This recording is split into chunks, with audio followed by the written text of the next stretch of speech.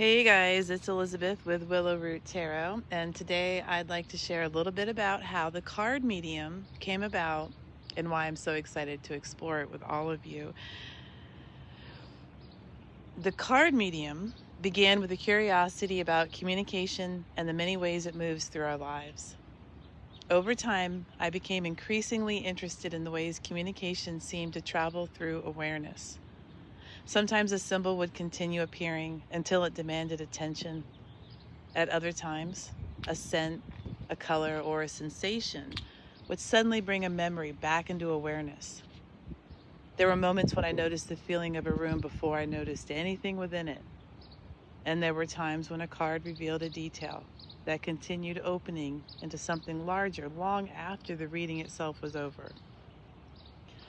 Again and again, I found myself following those experiences further. What first appeared to be a symbol often opened into something larger. A memory could reveal unexpected connections. An atmosphere could become something that could be explored. A single observation could continue unfolding long after it first appeared.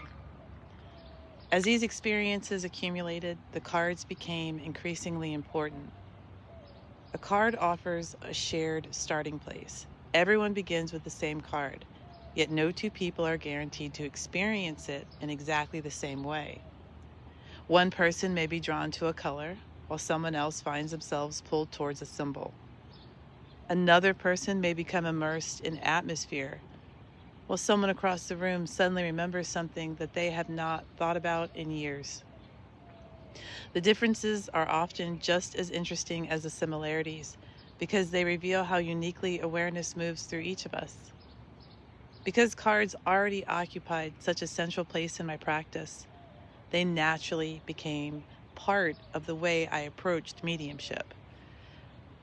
As I continued developing these ideas, I found myself returning to a particular word: medium. Mediumship is part of my practice. Cards are part of my practice as well. And I knew without a doubt that cards would remain part of the way I explored mediumship. As I spent more time thinking about that relationship, I found myself returning to a simple question. What happens when we intentionally bring cards and mediumship together? That question became the foundation of the card medium.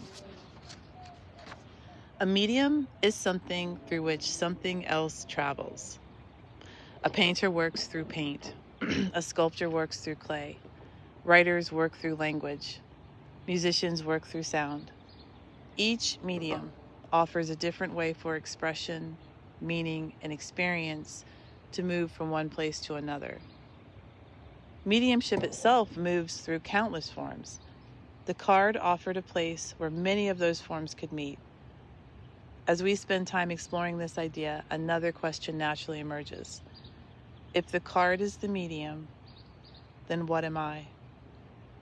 That question became part of the exploration. The more attention I gave it, the more I noticed that communication seemed capable of moving through many different mediums. Sometimes communication seems to move through language, a story someone tells, a phrase that keeps returning, a conversation that opens an unexpected door, or a description that suddenly makes everything clearer. Words have a remarkable ability to carry meaning from one person to another, and language itself can become part of that communication. This is one expression of linguistic mediumship. At other times, memory steps forward. A scent suddenly brings back a forgotten moment. A color reminds you of a person you have not thought about in years. A smell, a small detail unlocks an entire experience.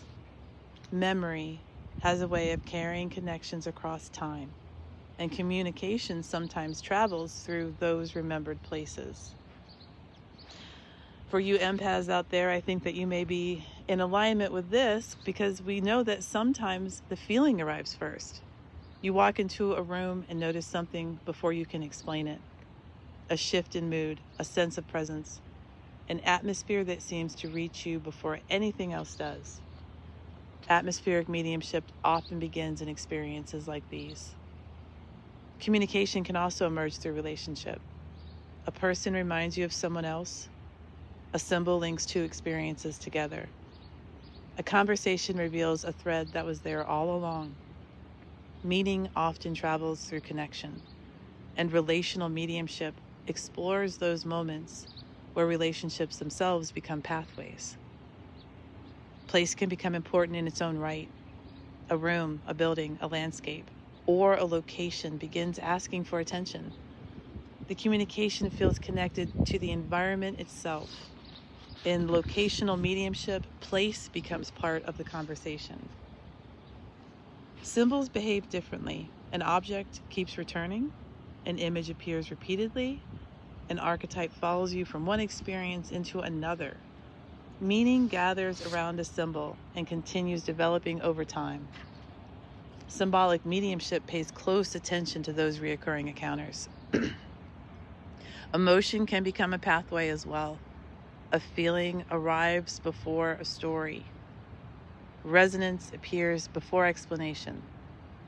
Empathy reveals something that words have not yet reached. Communication sometimes moves through feeling itself, arriving as resonance, empathy, or emotional awareness. Then there's imagery.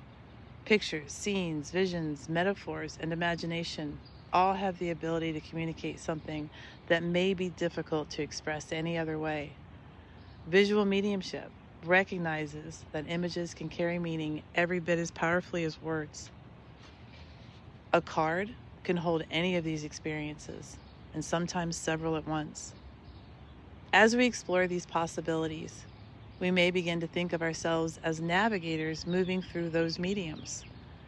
We become the ones noticing, observing, following threads, and discovering where communication seems to travel and how it unfolds. You may find another way to describe your experience entirely. You may discover language that feels more accurate to you. You may find that different exercises lead to different understandings. That exploration is part of the experience. The purpose of these sessions is to explore together. We are observing, experimenting, discussing, comparing experiences, asking questions, and discovering what becomes visible when we give our attention to the process. As we move through the sessions, new ideas, new perspectives, and new ways of understanding may emerge. Those discoveries are welcome here. They are part of the journey. The card medium grew from the relationship between cards and mediumship, and the curiosity that emerged when those two parts of my practice were intentionally brought together. The exercises we explore together are opportunities to step into that space. Some begin with a place and explore locational mediumship, where awareness develops through environments, landscapes, rooms, and locations.